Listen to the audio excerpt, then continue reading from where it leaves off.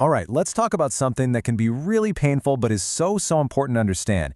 How do you actually know if what you're in is real, genuine love, or if it's something that looks like love but is actually about control? It's a massive question, so let's dive right in. Have you ever had that feeling in a relationship? You know, where one day you feel like you're on top of the world, it's just the best thing ever, and the very next, you're filled with anxiety, you're not sure where you stand, you're just completely confused? If that emotional roller coaster sounds familiar, believe me, you are not alone. It's often the biggest red flag that something deeper, something more complicated is going on. So let's just boil this down to its absolute core. Genuine love, the real deal, brings a sense of calm into your life. It's built on respect, and it gives you freedom. Control, on the other hand, that thrives on confusion. It makes you feel pressured, and it creates dependency. Honestly, understanding this one difference is the key to everything else we're about to cover. Now here's what's so important to get. Manipulation isn't just random, chaotic behavior. It actually follows a pattern, a predictable set of tactics. You can think of it like a playbook. And the best part is, once you learn the plays, you can start to see them coming. So let's open up this playbook and break down 5 of the most common techniques you really need to recognize. First up, love bombing. This one is so tricky because it feels incredible at the beginning. It's that whirlwind romance, right? They're flooding you with attention, constant messages, over-the-top praise, big gifts. You feel like you've met your soulmate in like a week. But here's the hook. The real goal is to create a super fast, super intense attachment, to get you dependent on that high before you've even had a chance to really think. And then, the whiplash of hot and cold behavior. One day they are just the most affectionate, loving person.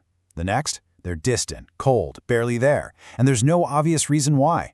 Now this isn't just someone being moody. It's a calculated move to keep you totally off balance, always anxious, and working so hard to win back their affection. And that effort, well, that just strengthens their grip on you. Next on the list is the guilt trap. You'll hear phrases like, if you really cared, you would, or maybe the classic, you've changed. What these statements are really designed to do is weaponize your own conscience against you. They make you feel so guilty that you end up just giving in, simply to make that awful feeling go away. Fourth, we have the silent treatment. And let's be really clear, this is not the same as someone saying, hey, I need a little space. Not at all. This is a deliberate, punishing withdrawal of all communication. They just ice you out, leaving you completely in the dark. The whole point is to trigger your anxiety, to make you panic, and to get you so desperate to reconnect that she'll agree to pretty much anything. And finally, number 5, jealousy creation. This one can be so subtle. They might casually mention an ex or praise someone else in a way that's clearly designed to make you feel, well, not good enough. It's a powerful little move to manufacture insecurity because it puts you in a state of constant competition, always trying to prove your worth to them. Okay, so we've talked about the theory, we've got the playbook, but what does this stuff actually look like in the real world? Let's jump into some stories to see how these patterns play out. Let's take Priya and Karn. Their story kicked off with textbook love bombing. We're talking daily calls, surprise gifts, nonstop praise. Priya, of course, felt an incredibly deep connection, fast. But just a month later, the switch flipped. Suddenly, Karn was too busy, his replies got shorter, he was even rude. Priya was just left completely confused, wondering, what did I do wrong? But the truth is, it had nothing to do with her. It was a classic manipulation pattern from start to finish. And for a longer-term example, look at Ramesh and Sita. Ramesh's constant control, his interference in her life, was all disguised as him just caring about her. But look at the effect it had on Sita. Constant emotional stress, and her self-confidence just plummeted. Our source material has a term for this. It calls it tamasic energy. It's a heavy, draining, controlling force that just pretends to be love. You know, all this begs a really big question. If it feels so bad, why on earth is it so hard to just walk away? Well, the answer isn't about willpower. It's actually rooted in our brain chemistry. Let's get into the science of this addiction trap. Okay, think about it like this. That hot phase, the intense affection, that gives your brain a huge rush of dopamine.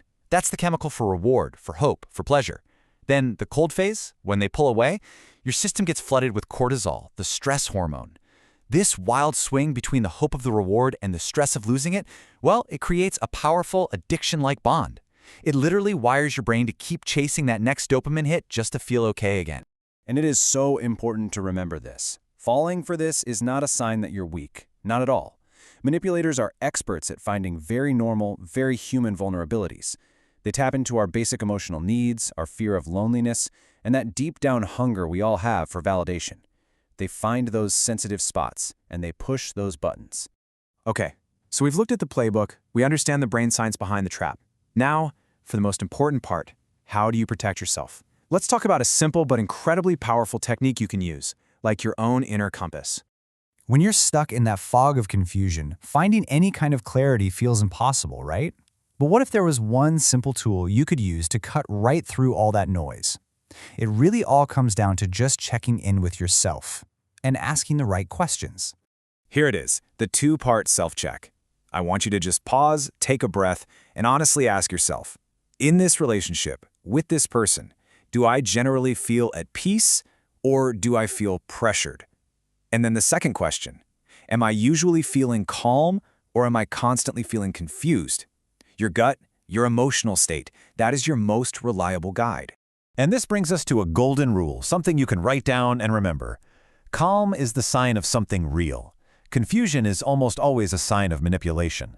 If a relationship consistently leaves you feeling confused and unsteady, that is not passion. That is a massive red flag for control.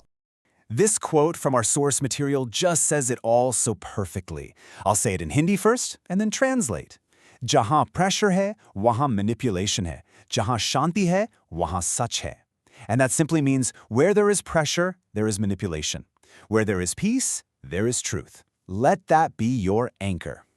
You know, ultimately, this all points to something much deeper about our own personal growth. So much of our culture is obsessed with attraction, how to get it, how to keep it. But real spiritual growth isn't about becoming more attractive to others. It's about becoming more wise for yourself, developing the clarity to know what is actually healthy and true. So what's the path to freedom? Well, it's these three things. First, you learn to recognize the playbook. You see the tactics for what they are. Second, you start to actively protect your own energy from people who drain it. And when you do those two things, you start to become what we're all aiming for: emotionally strong, mentally clear, and spiritually aligned. So let's end on this one last crucial idea. The biggest takeaway from all of this is this: true strength in your relationships and in your life, it isn't measured by who you can attract.